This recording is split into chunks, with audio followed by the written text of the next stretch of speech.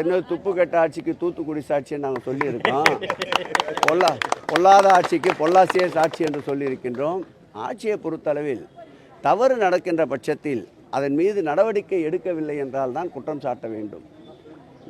தவறு நடப்பதற்கு முன்பு வருமுன் காப்போம் என்பது போல் தவறு நடக்காமல் நடவடிக்கை எடுப்பது ஒரு புறம், தவறு நடந்துவிட்ட பிறகு அதன் மீது கடுமையான நடவடிக்கை எடுப்பது இன்னொரு புறம். இன்னார் இனியவர் என்று எங்கள் முதலமைச்சருக்கு பாகுபாடு இல்லை.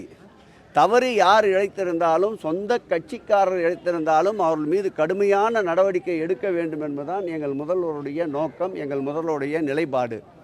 அந்த வகையில் மாநகராட்சியில் கூட 2 மாநகராட்சி மாமன்ற உறுப்பினர்கள் அதிகாரிகளோடு சண்டையிடுவதை அவருடைய கவனத்திற்கு கொண்டு சென்றவுடன் பதவியிலிருந்தே நீக்கிய ஆட்சி மாண்புமிகு தமிழக முதல்வருடைய ஆட்சி.